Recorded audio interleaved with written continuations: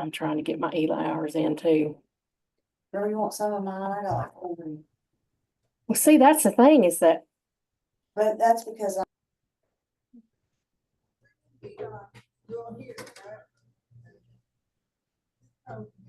It is.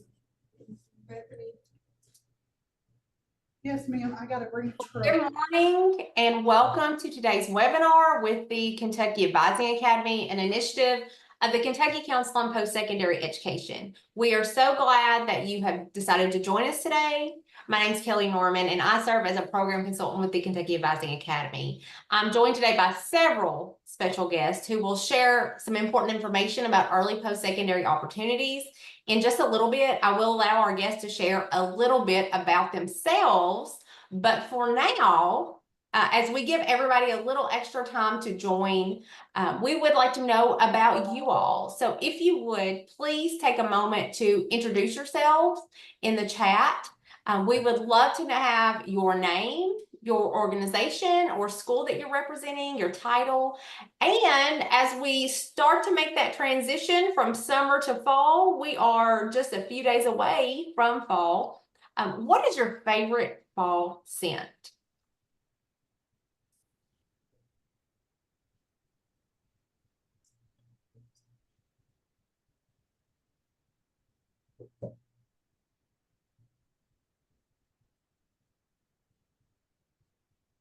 I don't know that I'm gonna make it.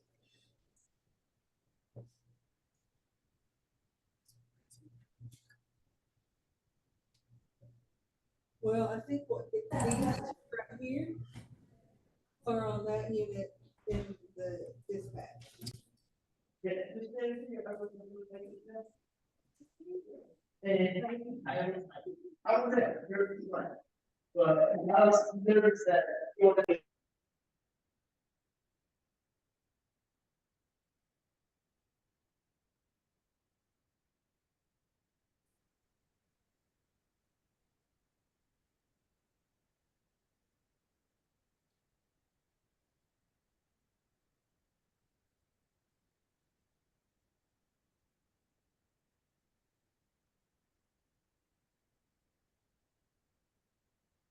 Once again, we do appreciate you making the time to be with us today.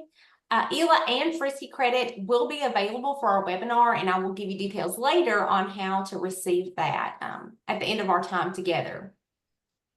On the agenda for today is a brief overview and introduction to the Kentucky Advising Academy, or KAA, and then we will begin the informational portion of today's webinar. We'll take a little different approach to this year's webinar series. We will have a panel of guests to answer questions and share information about our topic. While I do have some questions prepared, this is your time, and we want you to be able to get the answers that you need to your questions. If you have a question at any time during our webinar, please drop it in the chat. We will do our best to answer all questions today, but in the event that we don't, we will follow up with an email, including answers to any questions not addressed. We'll wrap up today's webinar by going over some ways to stay connected with KAA, as well as share our survey so that we can continue to evaluate our work at KAA and you can earn your ELA and Frisky credit. If anyone is joining our webinar for the first time, the Kentucky Advising Academy exists to support Kentucky educators in providing students equitable access to post-secondary advising for successful transitions from secondary education to their desired careers. The KAA does this by providing comprehensive professional learning sessions, online resources, and networking opportunities centered around post-secondary advising. We have multiple ways that practitioners can choose to be involved. The best way to stay informed with KAA and all of our offerings is to sign up for our email distribution list. We will share important updates as well as information about all upcoming webinars and in-person events. We also participate in various conferences to support counselors and others serving in advising roles. After our panel discussion today, we will look at several resources that you can use to support students in early post-secondary opportunities. I'd like to start our discussion today with Erica Settlin from the Kentucky Department of Education's Office for Career and Technical Education. Erica, one of our maybe lesser known early post-secondary opportunities is articulated credit. So I'm going to turn the discussion over to you to give an overview. Thank you, Kelly. I appreciate it. Good morning, everybody. As Kelly mentioned, I'm Erica Settlin. I work for the Office of Career and Technical Education. I serve as a program consultant supporting law and public safety pathways primarily, but I'm also the work group lead for articulated credit. So that's what we're going to talk about today. So first and foremost, what is an articulation agreement? And so we want to make sure that we're dispelling any myths and rumors between the differences between this opportunity and others. So an articulation agreement essentially exists to link two educational systems together to help students make that smooth transition to that degree program area that they're seeking. It helps alleviate any delays in their completion of their degree, any redundancy in the coursework that they're required to complete for that degree, and of course prevents any loss of credit by recognizing the credit in the work that they've done prior to entering into that institution. So dual credit versus articulated credit, again, making sure that we're distinguishing that those are two different things and two different areas to keep up with and stay aware of. Dual credit is a time where students are earning credit for both a high school course and a collegiate level course at the same time. So they're actually building two transcripts simultaneously. And I know that that's something that people are very familiar with, and it's definitely on the upward tick for career and tech ed opportunities as well. However, articulated credit is different, which is great because that means even our dual credit students or those that don't have access to dual credit, which is a big reason it exists, does have access to getting collegiate credit, but not until after they complete high school, exit, enroll, and successfully are admitted into the institution and meet the criteria of the agreement. So as you can see kind of in a synopsis there in those 3 bullet points, they have to have a successful completion of a program of studies, so a CTE pathway. They have to pass an end of program assessment or EOP. Industry recognized credentials. There are also agreements built around successful completion of those. And they have to enroll in that post-secondary program within a specific period after graduation. And of course, making sure that that pathway that they're enrolling in that college setting is aligned to the one that they completed in their high school. And so again, dual credit, they're already earning those credits, building a transcript, whereas articulated credit, those are not awarded until after a student leaves us in high school, meets those criteria that they completed in high school of the agreement, and enroll successfully in the institution. So first, we're going to talk about the process for applying for articulated credit with the KCTCS system. So as you guys are probably familiar, back in 2020, there was a lot going on. I don't know if anyone recalls, but there was legislation as well during that time that resulted in statewide articulation agreements needing to be developed. And the reason is we wanted to eliminate those one-off agreements that may be between a specific entity, such as Grayson County Public Schools and Western Kentucky University, and so on and so forth. So this is supposed to create a more continuous spectrum of support for kids so that they know if they enroll in a program at KCTCS and KCTCS offers a program that is aligned to that articulation agreement, that they know they're going to get it, whether they're at location 1 or location 16 in the system. So if you're applying for KCTCS credit, or our students rather are applying for that, they will need to navigate to the KCTCS High School Articulation Agreement webpage. When they get there, they're going to find the tile that aligns to the program of study they did in high school. And they're going to complete a quick little set of credit for prior learning questions that are going to be asked. And we're going to have some screenshots in a minute of those. And they will need to attach some documents, copies of EOPs, copies of industry certs, transcripts, and the CTE to KCTCS form. That is different than the form they will complete for other institutions. That CTE to KCTCS form, there is a folder linked here in the PowerPoint you're going to receive, but those are for reference only, so you know what they look like. You do need to have that student reach out, or yourself as a counselor or advisor reach out to that location of KCTCS to get the fillable form version from them, because they will not accept a handwritten version. So going back to what I was mentioning about the process for the credit for prior learning, actual physical request being done, So this is the webpage that you may go to when you type in articulation agreements for KCTCS, and you can see the arrow is pointing to a tile that says high school articulated credit. They'll click that button, and then they'll be pushed into that screen with multiple tiles and a blue credit for prior learning button, which we're going to see in the next slide. So again, you can see on the left here, all the tiles for existing agreements. We understand that there is a lot of area for needed growth, especially in our health sciences, our business pathways, law and public safety. All of those pieces are going to be forthcoming in the coming years. So please make sure to always stay updated, checking back semi-annually at minimum, just to be aware of what is there, what has grown, what has expanded, what are the criteria, so that we are advising students properly before they meet that graduation timeline and are ready to complete this paperwork. So you can click the tile, that'll open up and expand and have a list of criteria that has to be met. And then once that you have advised and had that conversation and you know the student is eligible and they are approaching graduation and they have that completed transcript, that's when we need to complete the credit for prior learning process, which is circled in red here on the screen for you. So they'll click that button and that'll take them, like I said, to the series of questions and the opportunity to attach completed documents. Don't forget, because those documents for KCTCS specifically are not 508 compliant or ADA compliant, you will have to reach out to the location that they are applying for and obtain a fillable form version of that copy. That document can be completed in advance of high school graduation. We just don't want to submit until after we're at that point of graduation.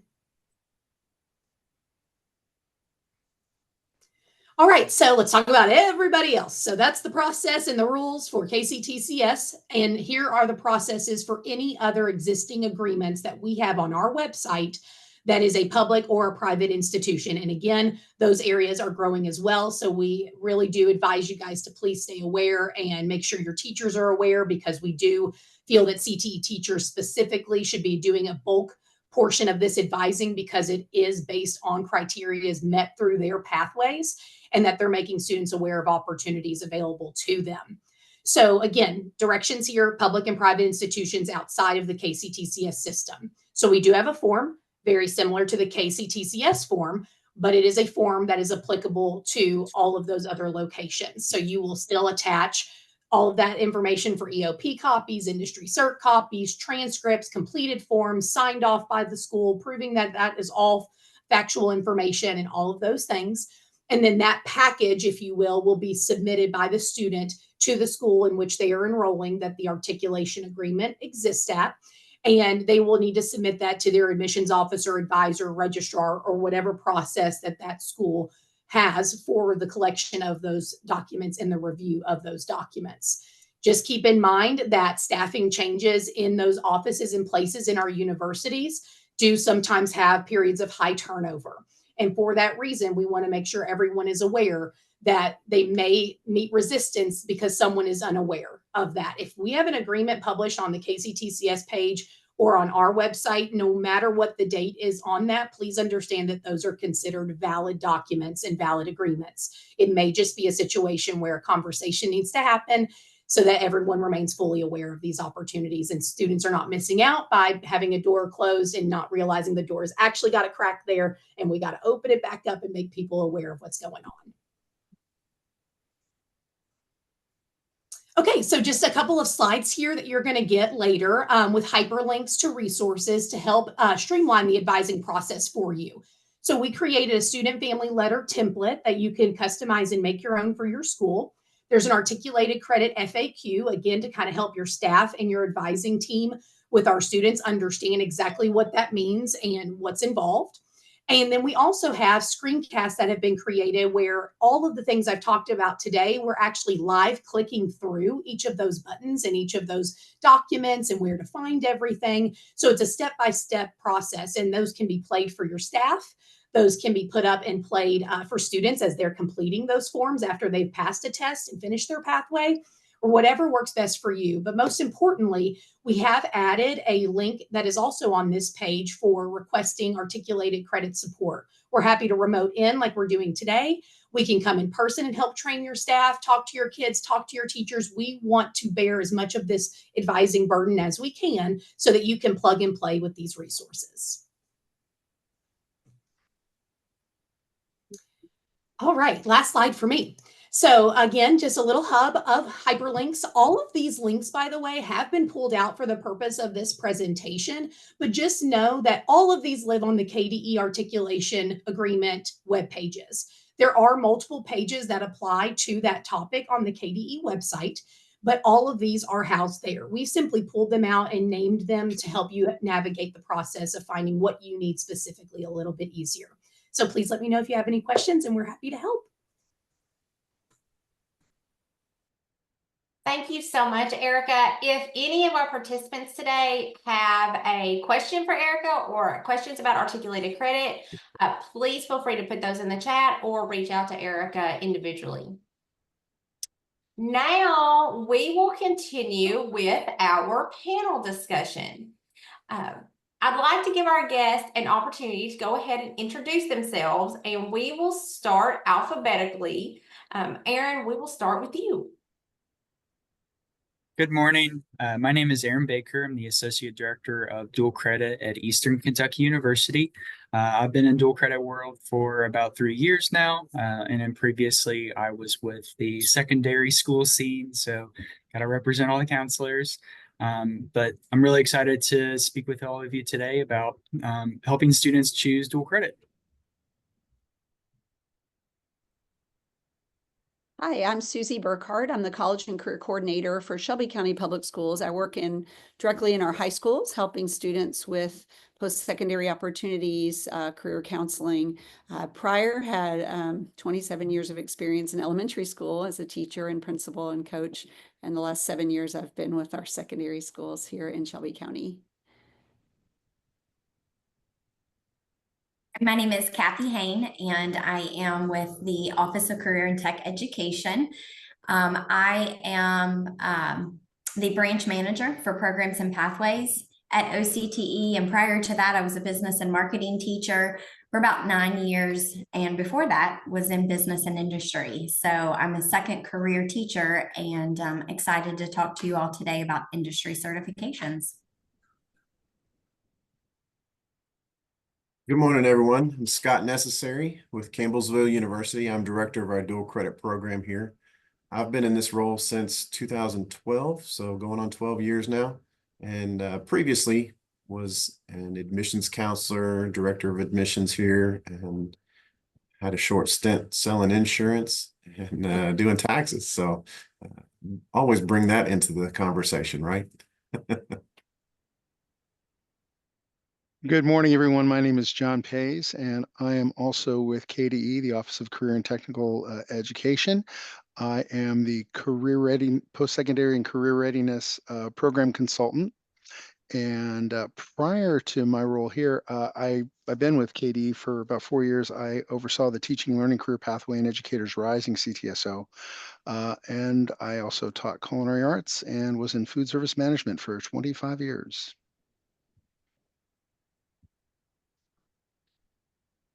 Thank you all so much, and we appreciate our panelists being here with us today and all the expertise that they are going to lend to our participants. So let's jump right in. Early post-secondary opportunities encompass a variety of activities for students to participate in, but these opportunities must be communicated to both students and their parents in order for them to take full advantage. So during today's discussion, we will be looking at different opportunities for students, including dual credit, industry certifications, and pathways, as well as the importance of partnerships between secondary school personnel, the local community, business and industry, students, and parents. So we're going to start by talking about dual credit. For our audience members, if you have questions, please feel free to put them in the chat. And if time allows, we will ask these questions at the end of our panel. If not, we will send these questions to our panelists after today's webinar to answer, and then we will send you their responses in our follow-up email. So Aaron, I would like to start with you. How can counselors and advisors best support students being intentional with their dual credit course selections? Yeah, thanks, Kelly. That's a really good question. I mean, honestly, in short, it's just about being informed. If you hear me pontificate about dual credit and just being more active in the dual credit decision making that students, parents, families, and our secondary partners are making, you'll hear me eventually talk about what meaningful dual credit is. And I've kind of a little bit coined that term, but meaningful dual credit is where dual credit enrollment is what works for the student and their desired post-secondary program of study by taking time or pressure off the student. So it's dual credit opportunities that help the student finish early with their graduation of their post-secondary program. It could also mean that the student is taking a lesser semesterly academic load. So instead of that 15 or 18 credit hours, they're taking 12 credit hours, maintaining that full-time status. It's one less class that they have to worry about. And it could mean that the student is actually saving money by taking less courses or less semesters. So that's what meaningful dual credit is trying to accomplish. But how do we get there? That's kind of the main question that we're trying to answer here. And it's really about being aware of what major and what general education requirements are going to be required of the student and other post-secondary program. That way we're staying informed about what actually is going to get the student to complete requirements early. And that's kind of the whole point of dual credit. Complete high school credit and college credit at the same time, things that are going to work for them. And so being aware of what general education requirements are required across the state, most of the publics are going to have these same requirements. They're going to have similar courses that are going to contribute to the same requirements. And then even for the private institutions, if they're aligned with the same accreditation bodies as the publics, they're going to have very, very similar general education requirements. But with major requirements, that's where we need to make sure that we're paying close attention to. Those major requirements can be different between post-secondary institutions. And so looking at the top 3, 4, even 5 majors that the student is interested in pursuing after high school graduation and seeing what those first and second year requirements are, that's going to be a really good point for making decisions on what to enroll in outside of those basic English, math, science credits that dual credit students typically take. We also need to make sure that we're considering how dual credit and AP overlap. We have students that are taking both at the same time. AP is still a very good opportunity for dual credit students to earn college credit, or high school students earn college credit. But we have students who are doing both, and we don't want them to earn AP credit for a course that they're also enrolling as dual credit. And so being aware of how those overlap, how those AP credits are accepted by the student's post-secondary institution of choice is going to be very key in making sure that students are not earning credit twice. And then one of the big things that we commonly see as just in post-secondary in the post-secondary world is how credits transfer between institutions. That is really big. Now, general education courses throughout the state of Kentucky, they're going to transfer pretty much the same from university to university. As long as the student has met a general education requirement, they can take that to another public university and they have met the same general education requirement. But again, it comes back to those major specific courses where sometimes credits transfer a little less than how the student may desire them to transfer. And so when we're advising students and looking for what courses to enroll in through dual credit, we need to keep in mind what those requirements are of the student's post-secondary desired institution and how those credits, where they're taking them, transfer to that institution. And so if a student is taking credit through KCTCS, they need to check with EKU or they need to check with Campbellsville. They need to check with Moorhead to see how those credits are going to transfer to those schools and if they are going to satisfy the same requirements that they think they would. And so as far as what counselors and advisors can do, my best recommendation for them is to reach out to that post-secondary contact and work with them to see what courses they require from the curriculum that the student is interested in pursuing, and check to see how those courses are transferring from institution to institution. Scott, kind of on that same vein, what do you think are some of those key considerations that counselors and advisors should be mindful of when they're advising students on dual credit? Yeah, thank you. Thank you, Kelly. Aaron, thank you for those words as well. That's a lot of direction for these folks. Thank you for the role that each of you all serve in guiding these students. I know that this is a big task, to know where each of your students are going, to understand what the requirements are going to be at each of those colleges or universities. There's such a big picture that you all have to understand the intricacies and the details that are there. So I appreciate you all in tackling this and just continue to work with the students and advising. One of the things that Aaron said I think is huge is that we need to make sure and that you have a point of contact in that world to, pursue those questions. How are you all at your college or university going to accept these credits that my students are taking as dual credit or as AP, and to identify how those are going to come in. That transfer equivalency system, TES website, I think most colleges are there and can find a lot of how those articulate back and forth between different schools. I think that's a fantastic resource for you all. Inside of that, one of the things that we've thought about is with specific programs, there are going to be specific requirements. And so you may have a student that wants to go into medical school. Well, if they're able to take a general education biology class, most of us know that that's not going to be the specific requirement that they're going to need to get into that specific program. So many times we see having that opportunity to talk with a student about this class and that class and their specific majors that they're interested in really does help and align and minimize the number of courses that they're taking that may not be in their specific pathway.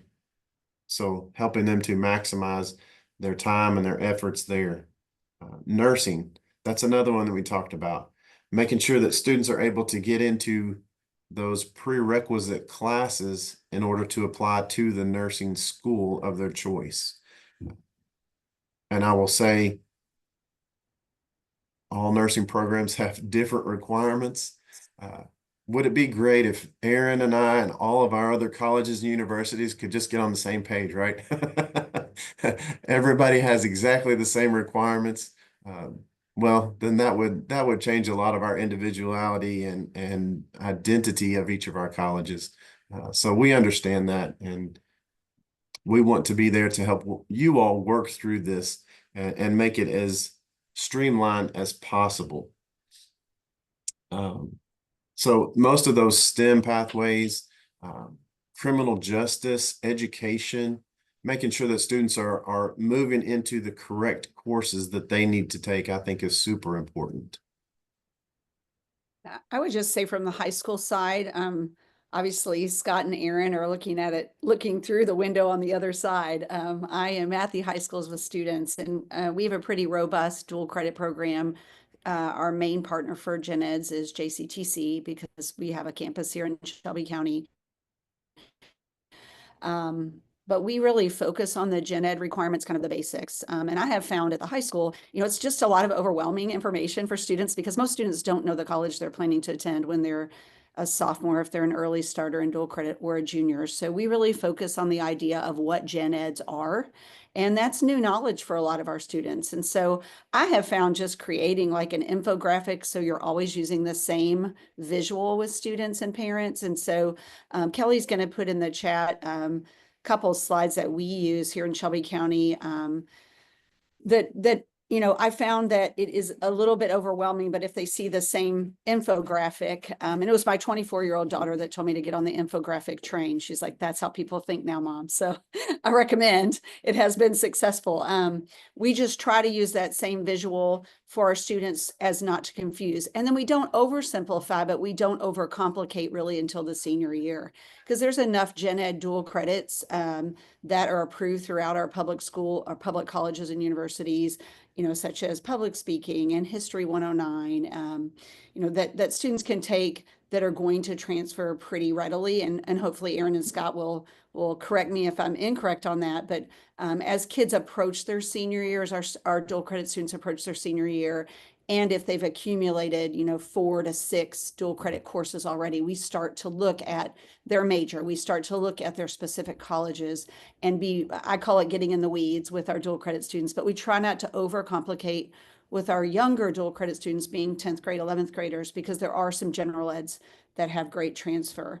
We use a cohort model here when scheduling with dual credit students as much as we can, meaning that we provide specific bundles. That's also on the slides that Kelly shared. The second slide, I think, was one that came from a seminar I had with students recently, just reminding students that, you know, our sophomores have very limited choice because they're young, and you know, if they qualify through college reading scores, we want them to have those opportunities, but we offer foreign language requirement, and we offer History 102 or History 101, the world history grad requirement for sophomores, as well as an arts and humanities requirement the second semester. So we're really channeling our students. As I explain it to our students, is we're not trying to take away their choices by cohort scheduling them, because what we found is that most of our students will take the same 6 to 8 courses just in all different sequence. And so we were running around trying to schedule with each student individually when we knew in the end they were all going to take those same 6 to 8 courses. So this really helps us because we have hundreds of students taking dual credit in our district. So it helps us to make those choices more meaningful in terms of transfer. So our juniors take History 109 across from public speaking. If they're taking 2 courses their junior year, we recommend Psych 110 across from a humanities such as philosophy or religion 130. And that way we know what kind of as a bundle students are taking in those years. That's really kind of, and I'll just reverberate what Scott said in terms of AP and dual credit. So we really recommend that our students who are planning to attend 4-year or 2-year college take both. We feel like they both add to preparation for post-secondary. And much to what Scott mentioned is if a student is going into STEM, I'll ask younger students, are you more a math science student? Are you more humanities English? And I recommend that our students take AP courses in their area of strengths and interest. And that's not because dual credit isn't a good option. It's just that AP is year long. It's very deep with a teacher.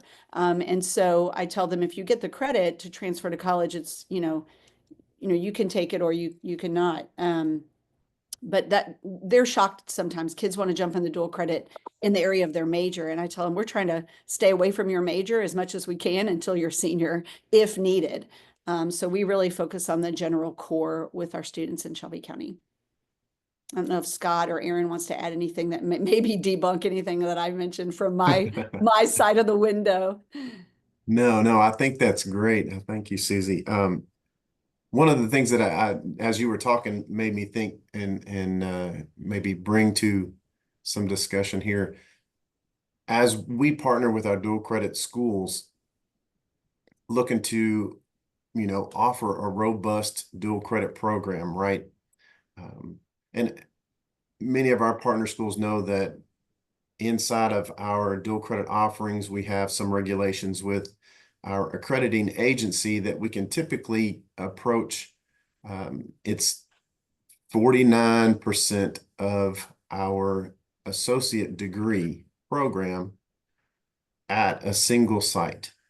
And maybe that's confusing the way I presented that, but essentially what that gets us to is about 30 credit hours that we can offer as dual credit at a single school. So if you get to that point and you have 33 or 36 hours that you would like to offer, well, then many times we see college or high schools bringing in new partners or having multiple high school or college partners offering dual credit classes. So that's one thing I wanted to mention, that there are some limitations there sometimes in building that robust program. The other thing is, as we talked about students streamlining their courses, if you have a history teacher that is qualified, credentialed to teach U.S. history up to Reformation or after Reformation or World Civ classes, well, they may only need one of those courses, but I think many times our students are, again, like you said, Susie, they just don't know. They don't understand how this program works. And so in their mind, if they can get some more dual credit classes, they're going to take those, right? And certainly we know sometimes students will need some elective courses, and maybe they'll go ahead and have those knocked out. But I like to see those that are advising along the lines of, hey, if you want to go here, you're going to need a U.S. history course. If you want to go to this other college, you're going to need a World Civ class. So helping them to understand what they're going to need, and that those additional courses may not be required of them later down the road. What we're finding too in Shelby County is, students, I really tell our students, our dual credit students, we try to stay out of your elective pile. That's what I call it, because some of our students who are almost completing their core requirements, a lot of them in high school, those electives are really their wiggle room in college to have that breath space or to use as they, will. I also wanted to add, we mentioned that it could shorten college, it could decrease your load or save you money. I think Aaron made those 3 points. A really big one that we're finding from our students when we get feedback from our graduates is that the majority of our students are staying 3+ or 4 years at their undergrad, but they're double majoring, double minoring, studying abroad multiple semesters, researching with professors. What I tell parents is don't count on it shortening college from the onset, but count on it opening up the college experience. And if you want to think about it as getting more for your money, that's the way I explain it to students. So I try not to sell to our parents that it's a way to shorten college, because I don't know that that's the right motivation, because it may shorten it a semester for some of our students. But even our students with 24 credit hours, 27 credit hours, a lot of them are staying 4 years just because of their course of study, their cohort that they're in college, and or they double major in a language, or they double major in a related field or an unrelated field, which a lot of our kids are really excited about those opportunities. Yeah, Susie, that's a great point. Most of the scholarships that are offered by post-secondary institutions are going to be 4 years worth. And so a lot of our students, they're taking that extra opportunity where their dual credits have satisfied a semester or two worth of credit to earn that double major or even a double degree. And the other thing and this is kind of a limitation, and Scott was talking about limitations earlier, and I definitely wanted to take a second to talk about this. But as we're making our dual credit decisions, as we're deciding what to enroll in, another thing to keep in mind is the sequencing within the majors that the student is going to pursue after high school graduation. There are going to be certain majors where students have to take one course after another, after another, after another.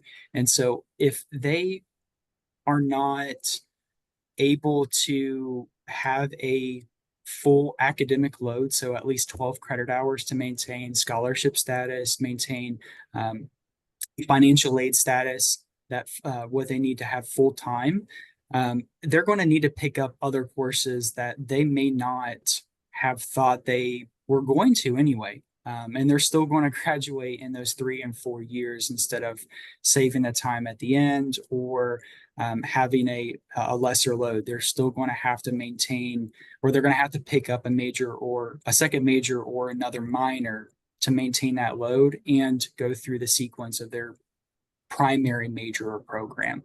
So think of nursing, think of aviation here at EKU. The FAA is very, very strict on when students can get observation hours, when they can complete specific requirements. Also think of teacher education programs. They're doing their 3 clinical semesters and their student teaching semester all in a row. They still have to maintain full-time status at the same time. And that's where dual credit may not actually be helpful unless they are looking to have that second major or second minor. But that's something that students need to consider as they're making their dual credit decision.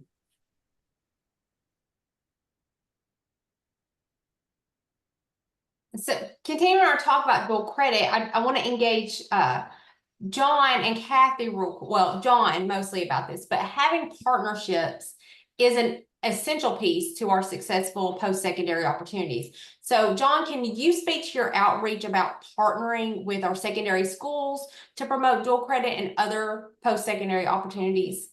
Yeah, sure. Well, the Office of Career and Technical Education is really working to increase awareness of all these post-secondary opportunities available to students through career and technical education. And one way is the creation of my position. Mine is a newly created position for post-secondary and career readiness. And we've been making some steady inroads to increase that awareness of both dual and articulated credit. And as always, we presented at the CACD Summer Conference. And most recently, we offered 3 workshops throughout the Commonwealth. The most recent one was just yesterday. I just came back from Bowling Green, entitled Making Every Opportunity Count, where we presented not only information on articulated and dual credit, but also work-based learning and track apprenticeships. In addition to that, we have developed a monthly newsletter with information related to career exploration and readiness through CTE. And we've also created a variety of resources that Erica mentioned earlier in her presentation. And as Erica mentioned, our team is always available to offer professional development regarding these topics, whether in person or through a hybrid or through a virtual platform. So we're really working hard and certainly open to other suggestions too. Thinking about those other post-secondary opportunities that are being promoted, Kathy, can you discuss strategies that you use to promote industry certifications and alignment from a student's high school career and technical education pathway to their post-secondary path, and how local community business and industry partners can play a part in that as well? Absolutely. So the valid industry certification list, it is statutorily defined. And it does involve a partnership between Kentucky Business and Industries, the Kentucky Workforce Innovation Board, as well as the Office of Career and Technical Education. While we do collaborate and work together, we prioritize ensuring that the certifications that appear on that list align with both the needs of our students as well as the Kentucky workforce community that they will eventually go to. The valid industry certification list is, of course, available on KDE's website, and it is updated regularly to maintain its validity with connections into the workforce. Our consultants, they collaborate with colleges and universities to develop the articulation agreements that Erica had previously spoke about. Not only are those articulation agreements connected with colleges and universities, but we even have some articulation agreements that connect to the trades and directly bringing the student from graduation and transferring that into their workforce where they learn on the job. And we work directly with our classroom teachers to provide support and expertise that is related in preparing our students for the industry certification. Now, while the industry certification list is factored into a school's accountability points, and now it's included in the CTE supplemental funding calculations, our consultants and our office really encourages schools to be intentional in selecting the industry certifications that they offer to students, setting students up to successfully pass industry certifications that will benefit them post-graduation is crucial. So not just randomly picking an industry cert that's on the list that's aligned, but some of them even provide multiple options and choosing the standalone or the stacked credentials that will really leverage that student, whether they're entering into post-secondary education, directly heading down the path of a particular major, or if they're wanting to go straight into the workforce. And of course, we always encourage building relationships with local businesses through advisory councils. And that will really bring the voice of their local business and industry to the table, so that when they're making these decisions, when they're making the connections for their students, that they have that voice in the back of their head to help them navigate the students and really to motivate them in motivating the students and making the proper choice. So one of the themes that I'm hearing in both talking about entry certifications and dual credit and all of these post-secondary opportunities is the word intentional, and making sure that there's good alignment between what the student is doing now in high school and what they're going to do when they leave, regardless of if that's workforce or a credential or degree program. So I think that's something important that we need to point out and really, push that thought home.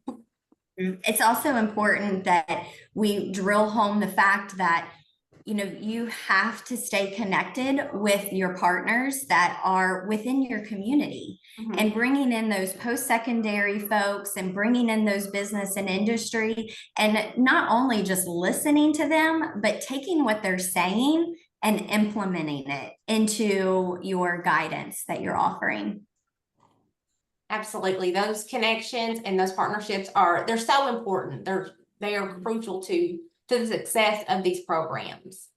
I'm going to go back and talk about dual credit one more time, but not necessarily choosing dual credit, but the transitional piece of dual credit, and how that a student, even though they're still in high school, they're taking a college course. And sometimes that can be a challenge, having that mindset shift, and even with the parents as well. So every time we visit a doctor, we're reminded of HIPAA, which protects our rights as a patient, but FERPA is kind of the educational version of that, and it's meant to protect students. And a lot of times our parents are used to being able to access their students' information and kind of have that, that openness. So Erin, I'm going to ask you this question. How does that change when a student enrolls in dual credit, and what are some of those challenges that you've seen with this? Yeah, absolutely. This is something that we routinely get asked by our school partners and by parents of dual credit students, and even dual credit students themselves. Basically, the gist is that the Family Educational Rights and Privacy Act, so FERPA, governs how students' information is kept and can or cannot be released. And the primary thing that families, invested people need to know is that no matter the age of the student or their financial status, once they're enrolled at a post-secondary institution, dual credit, dual enrollment, concurrent enrollment, once they are enrolled, the rights entitled by FERPA transfer to the student. So it doesn't matter if the student is 15, 16, 17, 18, or 35. It doesn't matter if the parent is paying for the student's dual credit coursework. Once they're enrolled as a post-secondary institution, that post-secondary record is her functional the student is responsible for that record. And we as post-secondary representatives cannot release information to anybody but the student, high school or secondary partner who have a vested academic interest, or to parties that the student has indicated as people who their information can be released to. And so any post-secondary institution is going to have a FERPA release process. I would recommend that you reach out to the institution that your school, your student is participating in dual credit with to see what that FERPA release process is. Here at EKU, we have a specific form where the student will choose what information is releasable. And we also have the ability for the student to set up a specific access to the student portal. It's called Web for Parent. It is a way for the parent or guardian to log into My EKU, which is the student hub. And the student selects which information the student or their parent or guardian has access to: financial information, demographic information, and academic information. But every institution is going to be different in how that information is released. So definitely leave it, or definitely reach out to that post-secondary institution. And then for our counselors, for our school representatives, let us be the people who decide, people who work with the parents. We don't want you to get caught in any kind of situation. We are the highest power when it comes to that FERPA protected information, and we'll be happy to work with any parent, guardian, or anybody who is requesting that information and deem or investigate it further on whether or not we can release that information. On the high school side, one thing we do is, we obviously respect that FERPA agreement, and we don't really even ask our students to sign off, like, that their parents can access. What we do is try to teach our parents how to sit down next to your child and say, hey, let's log into your Blackboard. Let's open up your course. Let's open up your grade book. And as we all know, not all parents are going to engage in that way. So what we do in Shelby County is 3 times each semester, we have what we call seminar. And the first thing we do in seminar is grade check. So we, all of our dual credit are marked performance-based and Infinite Campus. So there's no way a parent can see that. We just had progress reports go out last week, had a couple new dual credit parents reach out. Why isn't this on my child's progress report? And I explained to them how they can sit with their student and ask their student to open their account, and how those grades are on a stoplight, red, green, yellow, and indicating how the student is doing. I think it's been a really good way to engage parents and engage students in owning their work. And so we do that on the parent side. And again, to mitigate if a parent isn't engaging with the student, we do hold mandatory seminars. If a student is enrolled in dual credit in Shelby County Public Schools, they're required to come to a meeting during their dual credit period in their schedule 3 times a semester, and those are scheduled ahead of time. And those are great times for me and some of our other college and career staff to share, and we partner with our campus director at JCTC to share things about how is plagiarism viewed differently in college than group work in high school. We talk about executive functioning skills, about planning for a paper that you can't do the night before. Some of our students are really bright that are in dual credit, and they've never not been able to pull something off the night before, or they haven't necessarily really been challenged in a class in a while.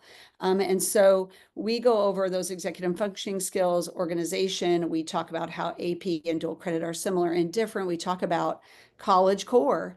We talk about how to write an email to a professor to get what you need versus calling a professor out for not grading your work. There's a way around that, guys. We can do that in a classy way.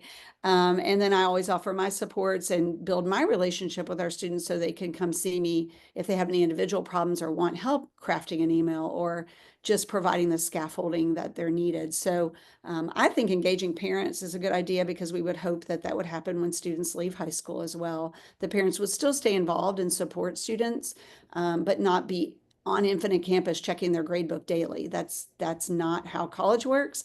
But an intermediate of that is you can sit down with your student. I tell parents, pick a day of the week that works for you. Make it Sunday night, make it Monday afternoon, whenever, when they get home from school, whatever works for you, but keep it consistent. And let's say, hey, let's check in on your classes, not as a punishment, not as a got you, but as a, hey, you might need support and I'm here for you to scaffold that as needed. Okay, our final question, we will give to Scott, and it is about that transitional space. We talked a little bit about it, is that it can be challenging for parents, students, and the high school teachers to view dual credit as a college course for various reasons. So Scott, what suggestions do you have for students and families who are navigating that transitional space as a high school student in a college course? Yeah, that is a big shift in mindset, I think. We know that there are differences in a high school class versus a college class. So what we're hoping is that this is a way for students to begin to taste what college is going to be like. It's not just to get the credit. It's not just to uh, take advantage of affordability and scholarships, but to feel that transition in learning how to study more effectively in their courses. And so some of the things that I was thinking about as we're moving through that transition for those students, um, we want them to see this as a college class. We want it to be as similar to our class on campus as possible. Now, we do give our teachers a little bit of flexibility in some of those things. But for instance, our math classes, part of the structure of those classes is that 75% of a student's final grade needs to come from exams and quizzes. So whereas that may be a lot heavier weight on those exams and quizzes than maybe those students are used to. So we put some of that responsibility on our dual credit teachers to help share that information with their classes as they're teaching them. So I think that's really important. Also allowing the students to take on some of that ownership of their course, their college career. When I'm in front of students, many times I'll tell them, when you graduate high school, not to put any less weight on their high school transcript, but when they graduate high school and move into that college world, it won't be very often that they'll need their high school transcript again.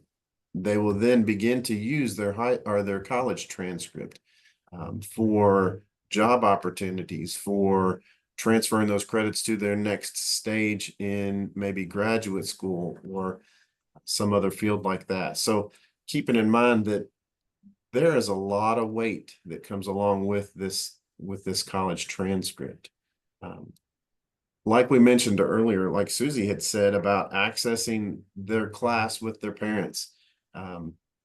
Students taking that ownership and accountability that when they need to reach out to a professor, that they have the tools and confidence to do that. That confidence level that's a big deal coming from a teenager and approaching an adult, right? We know that that's always a challenge, having that conversation and doing it in a respectful way, whether that's a class that they have at their high school or if they're taking a class on campus or online with us, to address that teacher as their professor. So I think that's super important as well. Learning how to access and utilize some of the college or university tools and resources that are in front of them, such as resources, research opportunities, library and student accounts, managing their student account, setting up their student email. That seems to be my biggest obstacle. But learning how to use, and when it comes back to FERPA, when a student reaches out to a professor, we require them to use their student email. Otherwise, we don't know that it is that student 100%. So moms and dads wanting to reach out on the student's behalf, we really want to empower that student to learn and understand what their responsibility is going to be with this. And so helping them to maybe have a few things that they can self-advocate for. How to access some of those resources. So, and if you have a template that you can share with them as their guidance counselors, their college coaches, whatever your role might be, 3 or 4 templates I think would be sufficient to really help you get started. So one is, hey, I need to reach out to my professor. Hey, I need to get access to my student email, my student account. How do I do that?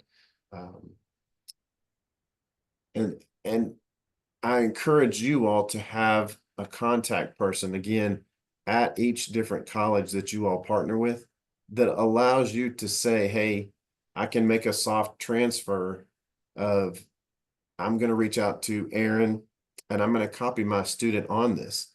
Now I'm going to begin that conversation on the student's behalf and let them take it from there. So those are just a few things that kind of come across my mind. And again, back to the grading thing, I think that's super important because we do see a shift in the balance of assignments and how those affect a final grade down the line. And you all, this has been wonderful discussion. We are right at time. So I want to thank our panelists for the amazing information and discussion that we have had today. For those of our participants that are still with us, there are several links that have been put in the chat. We do encourage you to check out the KAA toolkit for other resources on our early post-secondary opportunities, including dual credit and industry certifications. Be sure to check out the KAA website to sign up for our email distribution list for all KAA updates. Our October webinar registration is in the chat. We will be reviewing implementation guidance for our newly released post-secondary advising framework. And then we have also included a link to the evaluation for you to complete in order for you to get your ELA or Frisky credit. So we appreciate everyone's time today. We hope to see you at our future events. Thank you for your participation, and we hope you have a wonderful day.